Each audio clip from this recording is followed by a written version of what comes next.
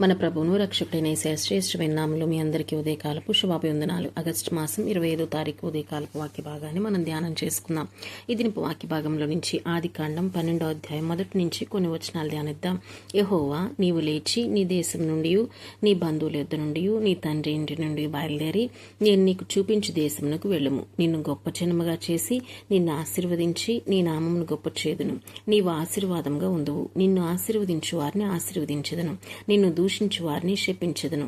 భూమి యొక్క సమస్త వంశములు నీ యందు ఆశీర్వదించబడినని అబ్రహాముతో అనగా, యెహోవా అతనితో చెప్పిన ప్రకారము అబ్రహాము వెళ్ళెను. లోతు అతనితో కూడా వెళ్ళెను. అబ్రహాము హారాన్ నుండి బయలుదేరినప్పుడు 75 ఏండ్ల ఈడు కలవాడు అని వాక్య భాగాన్ని మనం చూస్తున్నాము. ప్రభులు వారితో మాట్లాడినప్పుడు అబ్రహాముని మరి తాను వెళ్ళమన్న దేశానికి బయలుదేరి వెళ్ళడాన్ని మనం చూస్తున్నాము. మరి ప్రభులు వారు అబ్రహాముతో మాట్లాడిన ప్రతి సమయమందు కూడా 7 ఆశీర్వాదాల చేత ఆయన్ని 7 వాగ్దానాల చేత ఆశీర్వదించడాన్ని మనం చూస్తాము. 7 బ్లెస్సింగ్స్ చేత ఎప్పుడూ కూడా ప్రభులు వారు అబ్రహాంతో మాట్లాడడాన్ని మనం అబ్రహాంతో మాట్లాడిన ప్రతి సందర్భంలో బైబిల్ గ్రంథంలో చూస్తాము. ఈ 7 ఆశీర్వాదాలు మనం గమనిస్తే, నిన్ను గొప్ప జనముగా చేస్తాను, నిన్ను ఆశీర్వదిస్తాను, నీ నామమును గొప్ప చేస్తాను, నీవు ఆశీర్వాదకంగా ఉందువు, నిన్ను ఆశీర్వదించు వారిని ఆశీర్వదించెదను, నిన్ను దూషించు వారిని శపించెదను, భూమి యొక్క సమస్త వంశములు నీ యందు ఆశీర్వదించబడినని అబ్రహాంతో చెప్పారు. ఇలా 7 రకాలైన ఆశీర్వాదాల చేత అబ్రహాంతో మాట్లాడి అబ్రహామును ఆశీర్వదించడాన్ని మనము బైబిల్ గ్రంథంలో చూడగలము. అంత మాత్రమే కాదు, అబ్రహాముకు పుట్టిన ఇస్సాకును, యాకోబును కూడా అలాగనే ఆశీర్వదించారు. మరి ఈ విషయాలన్నీ కూడా మరి మనము ఆదికాండం 13వ అధ్యాయం 16వ వచనంలో కూడా మనం చూస్తే అబ్రహాం గారితో మాట్లాడిన ఈ ఆశీర్వాదాలు మరలా మనం జ్ఞాపకం చేసుకుందాం. 13వ అధ్యాయం 14వ వచనం నుంచి, లోతు అబ్రహామును విడిచిపోయిన తర్వాత, యెహోవా, ఇదిగో నీ కన్నులెత్తి నీవు ఉన్న చోటు నుండి ఉత్తర తట్టు, దక్షిణ తట్టు, తూర్పు తట్టు, పడమట తట్టు చూడుము. ఎందుకనగా నీవు చూచిన ఈ దేశమంతటిని నీకును నీ సంతానమునకును సదాకాలం ఇచ్చెదను, మరియు నీ సంతానము భూమి మీద నుండి రేణువుల వలె విస్తరింపచేసెదను. ఎట్లనగా ఒకడు భూమి ఎందుండు రేణువులను లెక్కింపగలిగిన ఎడ్లా నీ సంతానము కూడా లెక్కింపవచ్చును. నీవు లేచి ఈ దేశం యొక్క పొడుగును వెడల్పును దానిలో సంచరించుము, అది నీకిచ్చిదనని అబ్రహాముతో చెప్పెను. ఇలాగ 7 ఆశీర్వాదాల చేత అబ్రహాముతో మాట్లాడిన ప్రతి సమయమందు కూడా దీవించటాన్ని మనం చూస్తాము. మరి ఇసాక్ గారిని కూడా అలాగనే దీవించటాన్ని మనం 26వ అధ్యాయంలో మనం చూస్తాము. 26వ అధ్యాయం 3వ వచనం నుంచి మనం ధ్యానిద్దాం. ఈ దేశమందు ఇవి ఇసాక్ గారికి ఇచ్చిన 7 ఆశీర్వాదాలు. నీవు ఈ దేశమందు పరవాసి ఉండుము, నేను నీకు తోడయుండి నిన్ను ఆశీర్వదించదును. ఏలైనగా నీకును నీ సంతానమునకును ఈ దేశములన్నీ ఇచ్చి నీ తండ్రి అయిన అబ్రహాముతో నేను చేసిన ప్రమాణం నెరవేర్చి ఆకాశ నక్షత్రం వలె నీ సంతానం విస్తరింపచేసి ఈ దేశములన్నీ నీ సంతానమునకు ఇచ్చదను. ఈ సంతానము వలన సమస్త భూమిలోని సమస్త జనులు ఆశీర్వదించబడుదురు అని ఇస్సాక్ గారికి కూడా 7 ఆశీర్వాదాల చేత ప్రభులు వారు దీవించడాన్ని మనం చూస్తాము. యాకోబు గారిని కూడా అలాగనే దీవించడాన్ని మనం 28వ అధ్యాయంలో మనం చూస్తాము. మరి తండ్రి దగ్గర నుంచి యాకోబు గారు ఆశీర్వాదాలు తీసుకుని మరి తన తండ్రి ఇంటిని విడిచి తన మామ ఇంటికి బయలుదేరినప్పుడు ఆయన అరణ్యంలో మరి హారాను వైపు వెళ్ళొచ్చు మరి ఒక చోట పొద్దుగుంకినప్పుడు ఆ రాత్రి అక్కడ నిలిచిపోయారు.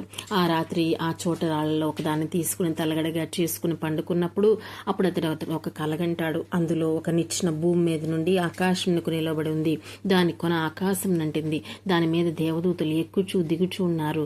మరియు యెహోవా దానికి పైగా నిలిచి, నేను నీ తండ్రి అయిన అబ్రహాము దేవుడును ఇస్సాకు దేవుడునైన యెహోవాను, నీవు పండుకున్న ఈ భూమిని నీకును నీ సంతానానికి ఇచ్చెదను. ఈ సంతానం భూమి మీద లెక్కకి ఇసుకురేణు వలెవను. నీవు పడమటి తట్టును, తూర్పు తట్టును, ఉత్తరపు తట్టును, దక్షిణపు తట్టును వ్యాపించెదవు. భూమి యొక్క వంశములన్నీ నీ మూలంగాను నీ సంతానం మూలంగాను ఆశీర్వదించబడును. ఇదిగో నేను నీకు తోడయుండి నీవు వెళ్ళు ప్రతి స్థలమందు నిన్ను కాపాడొచ్చు. ఈ దేశమునకు నిన్ను మరలా రప్పించదును. నేను నీతో చెప్పినది నెరవేర్చు వరకు నిన్ను విడవనని చెప్పగా యాకోబు నిద్ర తెలిసి నిశ్చయంగా యెహోవా ఈ స్థలమందున్నాడు, అది నాకు తెలియకపోయిననుకుని భయపడి, ఈ స్థలం ఎంతో భయంకరము, ఇది దేవుని మందిరమే కాని వేరొకటి కాదు, పరలోకపు గవిని ఇదే అనెను. మరి యాకోబు గారి దర్శనంలో కూడా కలలో కూడా ప్రభులు వారు యాకోబు గారిని ఆశీర్వదించడాన్ని మనం చూస్తాము. అబ్రహాము, ఇస్సాకు, యాకోబుల గారి తరాల వెంబడి ఆయన వాగ్దానాలు చేస్తూ నెరవేర్చే దేవుడు. మనం భూమి మీద ఉన్నప్పుడు ప్రభుతో మాట్లాడుతూ చేస్తున్న ప్రార్థనలు మనం భూమి మీద నుంచి వెడలిపోయి ప్రభు సన్నిధికి వెళ్ళిన తర్వాత మన ప్రార్థనలు నిలిచిపోతాయి. మన ప్రార్థనలన్నీ కూడా ఆయన బంగారు పాత్రలో భద్రపరచబడి ఉంటాయి.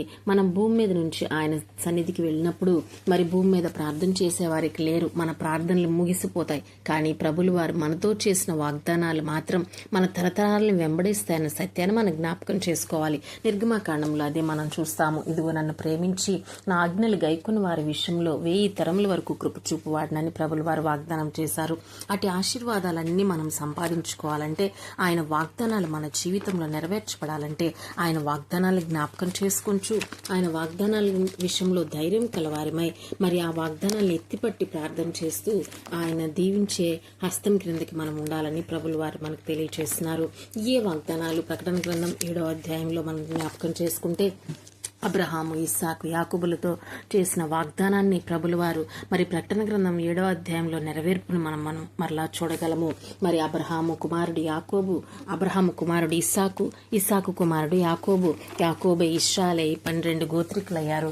మరి 12 గోత్రికులు ఇశ్రాయేల్గా భూమి అందంతటా విస్తరించబడ్డాన్ని మనం చూస్తాము. యూదా గోత్రమైన దావీదు వంశంలో నుండి యేసు ప్రభుల వారి లోకానికి రావడం జరిగింది. ఒక్క మానవుని నుంచి వచ్చిన పాపాన్ని తీసివేయడం మరలా ఆయన మరి శరీరధారిగా ఈ లోకానికి వచ్చి మానవాళ్ళందరి పాపాలని ఆయన తీసివేయడానికి ఈ లోకానికి వచ్చారు. మరి క్రీస్తు ప్రభుల వారి ద్వారా మనందరికీ కూడా విడుదల విమోచన కలిగింది. అబ్రహాము సంతానమైన మనము యేసుక్రీస్తు ప్రభుల వారి ద్వారా విడుదల పొంది మరలా పరమ సంతానంలోనికి పరమ యెరూషలేమునికి చేర్చబడతాము. ఆ ప్రకటన గ్రంథం 7వ అధ్యాయంలో కూడా 7వ అధ్యాయం 9వ వచనంలో మనం చూసినట్లయితే, అటు తర్వాత నేను చూడగా ఇదిగో ప్రతి జనములో నుండి, ప్రతి వంశములో నుండి, ప్రజలో నుండి, ఆయా భాషలు మాట్లాడే వారిలో నుండి వచ్చి ఎవడనూ లెక్కింపచాలని ఒక గొప్ప సమూహం కనబడను. వారు తెల్లని వస్త్రములు ధరించుకున్న వారే ఖర్జూరపు మటలు చేత పట్టుకుని సింహాసనం ఎదుట గొర్రెపిల్ల ఎదుట నిలబడి, సింహాసనాసీనుడైన మా దేవునికి గొర్రెపిల్లకిని మా రక్షణకై స్తోత్రమని మహాశబ్దంతో ఎలుగెత్తి చెప్పిరి. దేవదూతలందరూ సింహాసనం చుట్టూను పెద్దల చుట్టూను ఆ 4 జీవుల చుట్టూను నిలబడి వారు సింహాసనం ఎదుట సాష్టాంగపడి ఆమేన్, యుగయుగముల వరకు మా దేవునికి స్తోత్రమయు మహిమయు జ్ఞానమును కృతజ్ఞతాస్తుతియు ఘనతయు శక్తియు బలమును కలుగునుగా కానీ చెప్పుచు దేవునికి నమస్కారం చేసిరి. ఆమేన్. పెద్దల్లో ఒకడు తెల్లని వస్త్రములు ధరించుకున్న వీరెవరు, ఎక్కడి నుండి వచ్చారని నన్ను అడిగిరి. అందుకు నేను, అయ్యా నీకే తెలియననగా అతడికి ఇలాగ నాతో చెప్పెను, వీరు మహాశ్రమల నుండి వచ్చిన వారు, గొర్రెపిల్ల రక్తంలో తమ వస్త్రములు ఉదుక్కొని వాటిని తెలుపు చేసుకునిరి. అందువలన వారు మా దేవుని సింహాసనం ఎదుట ఉండి రాత్రింబవళ్ళు ఆయన ఆలయంలో ఆయన సేవించున్నారు. సింహాసనాసీనుడైన వాడు తానే తన గుడారం వారి మీద కప్పును. వారికి ఇక మీదట ఆకలైనను దాహమైనను ఉండదు. సూర్యుని ఎండైనను ఏ వడగాలైనను వారికి తగలదు. ఏలనగా సింహాసనం మధ్యుండి గొర్రెపిల్ల వారికి కాపరి అయి జీవజలముల బొగ్గ ఎద్దుకు వారిని నడిపించును. దేవుడే వారి కన్నుల నుండి ప్రతి బాష్ప బిందువును తుడిచివేయును అన్న వాక్య భాగాన్ని మనం చూస్తున్నాం. ప్రకటన గ్రంథం ప్రవచన గ్రంథం పరలోకంలో జరగబోయే విషయాలన్నీ కూడా అపోస్తులైన యోహాను గారికి ముందుగానే చూపెట్టారు. మనం భూమి మీద మన దినములు ఇంకా మనం ముగించక ముందే పరలోకంలో మనం ఉండడాన్ని ప్రభులు వారు యోహాను గారికి దర్శనం ద్వారా చూపెట్టారు. ఈ గొప్ప ఏ మనుషుడు లెక్కింపచాలని గొప్ప సైన్య సమూహంలో మనం కూడా ఆయన రక్తం చేత కొనబడి మనం కూడా పరలోకంలో ఉండడాన్ని, దేవాతి దేవుణ్ణి సన్నిధించడాన్ని యోహాను గారు దర్శనమందు చూశారు.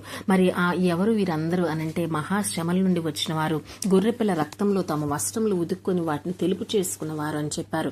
అవును, క్రీస్తు రక్తం చేత కొనబడిన మనమందరం కూడా, క్రీస్తుని సొంత రక్షకునిగా అంగీకరించిన మనమందరం కూడా పరలోకంలో ఉండడాన్ని ప్రభులు వారు యోహాను గారికి చూపెట్టారు. అబ్రహాముతో చేసిన వాగ్దానం, ఇదిగో నీ వలన భూమి మీద సమస్త వంశములు ఆశీర్వదించబడినని చెప్పిన ఆ వాగ్దానం మరలా ఇక్కడ ప్రకటన గ్రంథంలో నెరవేరడాన్ని మనం చూస్తాము. ఆ ప్రవచన వాక్యం అంతా కూడా ప్రభులు వారు నెరవేర్చి ఆ నెరవేర్పులో మనల్ని కూడా, మన తరాలు కూడా, మన యొక్క బిడలు కూడా ఉన్నట్లుగా ప్రభులు వారు ఆశీర్వదించారు. ఎంత గొప్ప దేవుని మనం కలిగి ఉన్నందుకు దేవాతి దేవునికి ఉదయకాల సమయంలో స్తోత్రాలు అర్పిద్దాం. ప్రభులు వారు మన అందరినీ కూడా సియోన్లో నుంచి దీవించునుగాక. Amen. Amen. God bless you all. Shalom.